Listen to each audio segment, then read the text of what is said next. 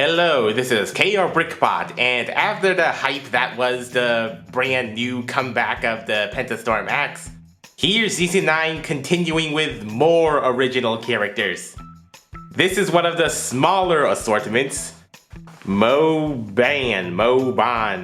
It's certainly a lot smaller than I was expecting. I was expecting it to be like a pretty large auto-transforming spring toy, but my expectations have been contradicted. So it is in a giant plastic clamshell. I say it's like a price point between the Unity Prime Carbot and just a regular $50 assortment. Yeah, but pretty plastic clamshelly with all sorts of angles here. This bottom section with short bios for laser and laser cargo and the combined mode. The logo, it looks like it's two arrows just being combined together. So yeah, if you see here, this is actually like Moban, like comma, colon, just like Storm Joe. Cube pack right here, and a laser separately right here, and I thought this was like a duo mode thing, like two slightly different cards for a personality change, but this is actually a filler. It's a little paper filler. Laser goes right in here.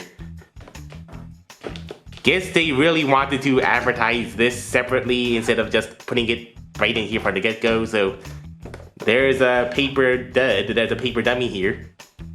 The instructions are down there, and the weapons are off to the side. The blue dragon laser and the crescent laser.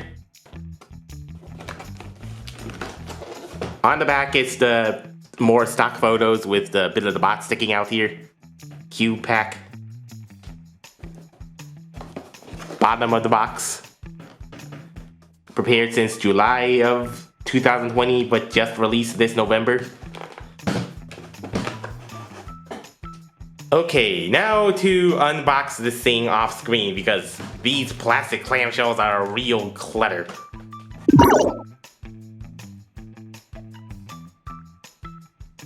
So when Moban was first revealed, I was assuming it was going to be the same deluxe-ish car as like the Unity Primes.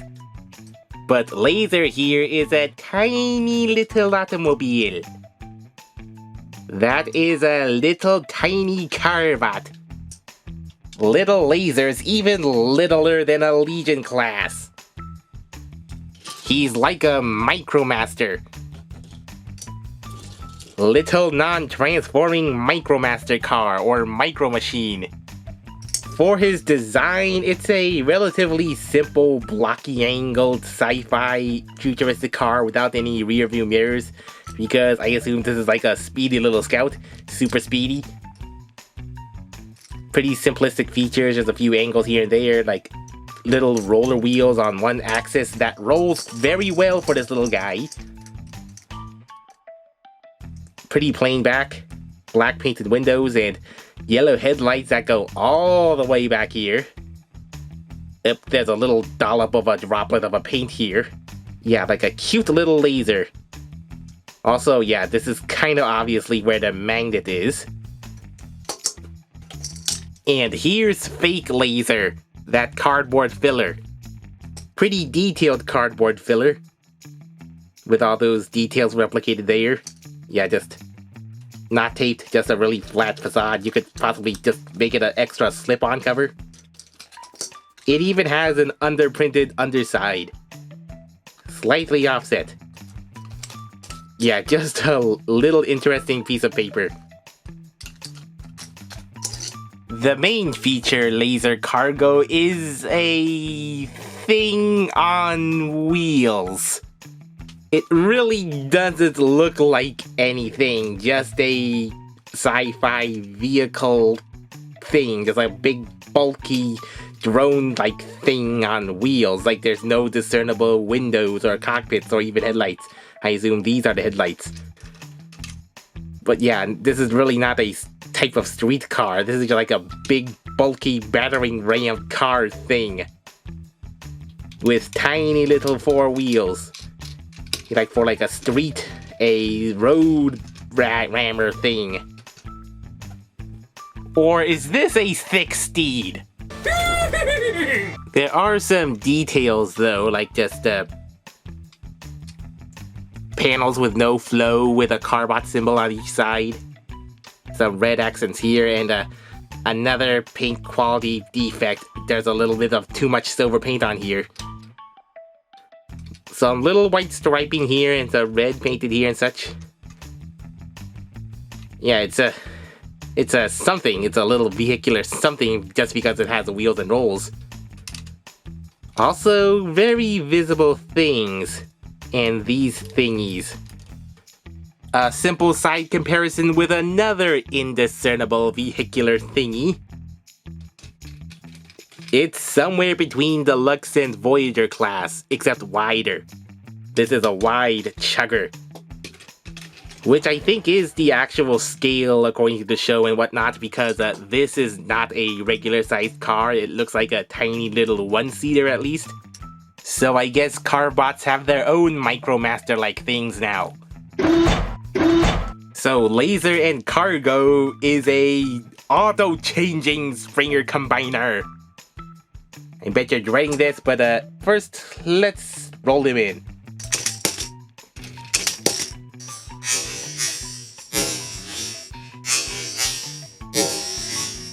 So how the auto spring transformation works is this little central pivot here.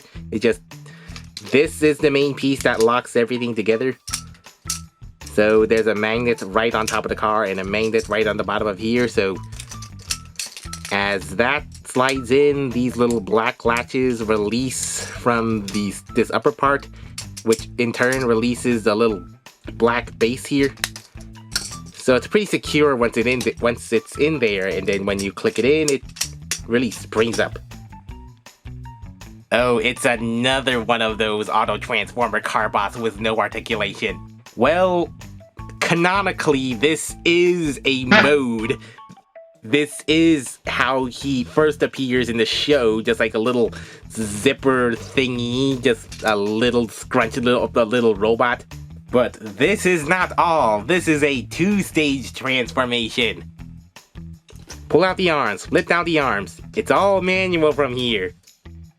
The legs split out and fold down to feet and give them a split. And this side skirt, basically it's in two pieces, this main piece and this little black tab, so leave it all flush and click it all together and that locks in the torso. This little piece is a little latch there. A little latch that locks it in. And once you get everything folded out, this looks like a decent combiner transformer that does not look like just a spring-loaded brick. It's an auto-transforming toy with good articulation. No ratchets, mind you, but really good, tight, solid, non-slipping swivels. Outward that much, at a whole near 90, as you saw, the full shoulders. Elbows at 90, even a bicep swivel. And the legs also go forward, moving the skirt out of the way. Back all the way that much. Spreads. Thigh swivels. Backward and forward. Not really backward, but forward ankle tilt. Wait, ankle tilt? This thing even has ankle tilts. Biceps and ankle tilts on an auto spring transformer toy. Am I dreaming? The real lacking bits of articulation is the whole torso area. The head is non-movable because it's all on this little thing. And of course no waist swivel because the spring joint's there. And yeah, it's also really hollow under here because of how this thing flips. Like, it flips from the underside instead of flipping over like most spring-loaded gimmicks. But everything else is really well articulated. Okay, enough gushing over the functionality and let's look at the appearance. It's a blue, red, and silver bot. Doesn't exactly say police, but I assume it could be a law enforcer.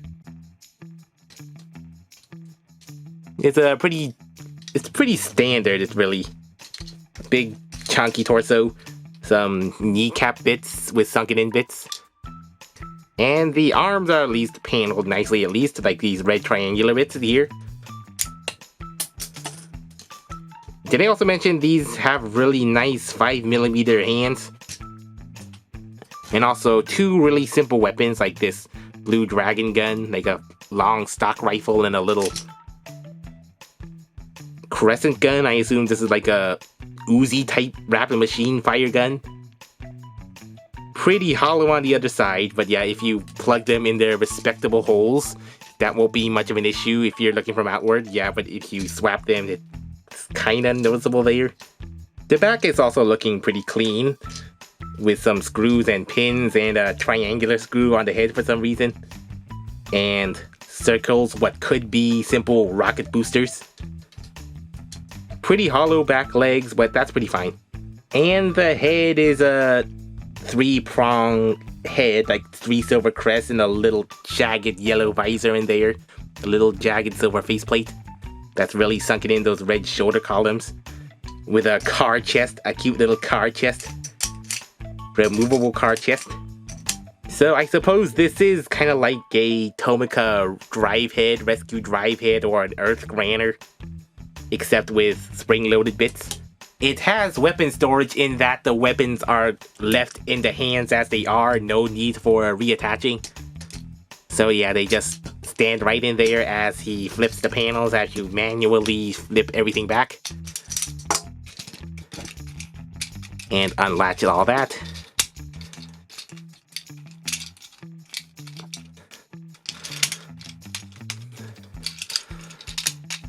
So the guns and hands are really obvious in the vehicle mode, but at least there's weapon storage. Convenient weapon storage. The main issue in the vehicle mode is that they're separate entities, no way to connect without transforming, so lots of little kids are going to lose a little laser.